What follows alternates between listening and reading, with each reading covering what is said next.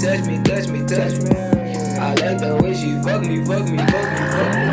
Hit it, hit it, hit it, drop. Hit it, hit it, hit it, drop. What's good with the YouTube? This your boy CJ. And this your girl RINA. Make sure y'all subscribe CJ and RINA. What's good with it, guys? Y'all know what today is. We got a reaction video on George Carlin. Little moments. Alright, y'all ready? You ready? I'm ready. Let's get it.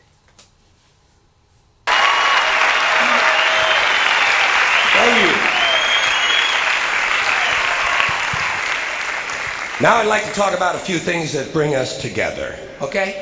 Things that emphasize our similarities instead of our differences, which is all you ever hear about in this country, is our differences. It's all they ever talk about. Politicians and the media, always pushing the things that separate us, things that make us different. That's the way the ruling class operates in any society. They divide the rest of the people. They keep the lower and the middle classes fighting with each other so that they, the rich, can run off with all the fucking money. Fairly simple thing. True. Fairly simple thing. True. Happens to work. Anything that's different about us, you know that's what they're pushing at you. Racial differences, religious, ethnic, national backgrounds, jobs, income, education, social status, sexuality, anything they can do to keep us fighting with each other so that they can keep going to the bank. You know how I describe the economic and social classes in this country? The upper class keeps all of the money, pays none of the taxes. The middle class pays all of the taxes, does all of the work.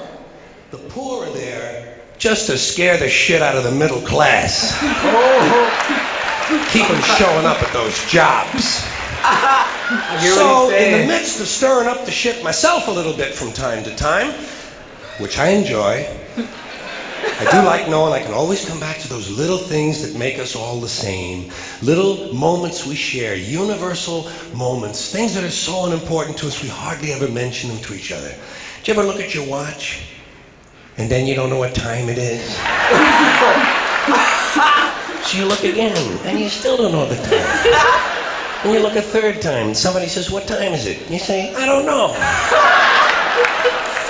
Do you ever notice how sometimes all day Wednesday, you keep thinking it's Thursday? And it happens over and over all day long. And then the next day, you're all right again. Do you ever find yourself standing in one of the rooms in your house and you can't remember why you went in there? Yes. I wonder why I went in the bathroom. And two words float across your mind: Alzheimer's disease. You ever been talking to yourself and somebody comes in the room and you have to make believe you were singing? And you hope to God the other person really believes there's a song called "What Does She Think I Am?" Some kind of putz. Talking about somebody. Little experiences we've all had. You ever been sitting in a railroad train in a station and there's another train sitting right next to you and one of them starts to move and you can't tell which one it is? How about when you're out on a small boat on a windy day? You ever been out on a little boat, windy day, rough waters, rocking back and forth, trying to keep your balance in a little boat, and you get back into the shore and you get on the dock, and you could swear there was something inside of you that was still out there rocking around. Did you ever try to pick up a suitcase you thought was full, but it wasn't? And you go, and for just a split second, you feel really strong. Split second. How about looking through a chain link fence? Do you ever notice if you're just the right distance from a chain link fence, sometimes it seems to go, what is that? How do they do that? Vision. Do you ever try to tell somebody to have a little bit of dirt on their face? You can never get them to rub the right spot, can you? So you got a little bit of dirt right here. They always go, "Where? Here?" And you just want to slap the bastard, you know?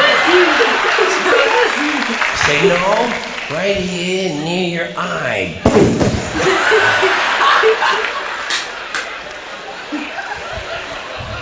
Do you ever notice how awful your face looks in a mirror in a restroom that has fluorescent lights?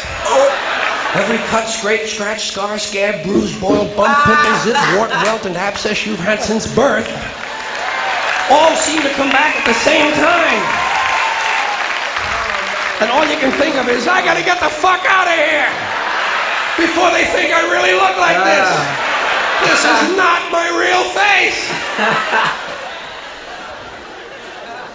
Do you ever notice when you're walking with your arm around your date, sometimes one of you has to change the way you're walking? Men and women don't walk the same. One of them has to change. Either the man has to walk like this, or the woman has to walk like this. Joey, how are you? Oh, man. How about when you're walking up a flight of stairs and you think there's one more step? I know exactly what you're talking about. And you go,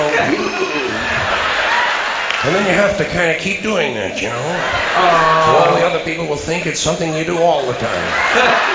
Act like I you do this like all the that. time. It's the third stage of syphilis.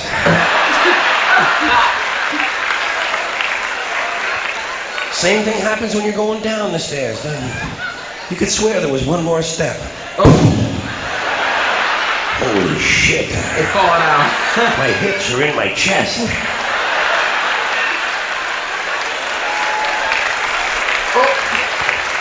I had to pick yourself back up. When you drink grapefruit juice in the morning, do you go? I do too. It'd be nasty. Why do we drink Brush your it? teeth. It's like ice cream throat. You know when you've been eating ice cream real fast and you get that frozen spot on the back of your throat? And there's nothing you can do about it because you can't reach it to rub it. You just have to kind of wait for it to go away. And it does. Then what do you do? Eat more ice cream. So What are true, we, so fucking true. stupid? So true, so true. Did you ever wake up in the late afternoon? Sorry. Did you ever go to sleep in the late afternoon, wake up after dark, and you don't know what goddamn day it is? And you think, maybe it's yesterday. Yeah. How about when you're lying with your head on the pillow? Do you ever notice when you have your head on the pillow, if you close the bottom eye, the pillow is down there. Then if you switch eyes, the pillow moves up there. Whoa. Holy shit, Dave, look at this. It's just moving. The mystery of the moving pillow. I think it's related to the chain link fence mystery myself. Yep. Do you ever have to sneeze while you're taking a piss? It's frightening, isn't it? It's so frightening. It's frightening because actually you can't do it. It's physically impossible to sneeze while pissing. Your brain won't let it happen. Your brain says, stop pissing! We're going to sneeze now! Because your brain knows you might blow your asshole out.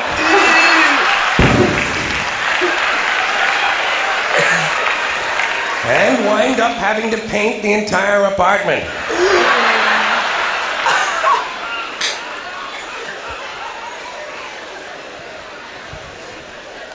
Something else we have in common, flying on the airlines. Flying on the airlines and listening to the airlines announcements. Yep. And trying to pretend to ourselves that that's the way the English language ought to be spoken. Doesn't sound that way to me. Whole thing starts when you get to the gate. Yep. First announcement. We would like to begin the boarding process. Extra word, process. Not necessary. Boarding is enough. We'd like to begin the boarding. Simple. Tells the story. People add extra words when they want things to sound more important than they really are. Boarding process. Sounds important. It isn't.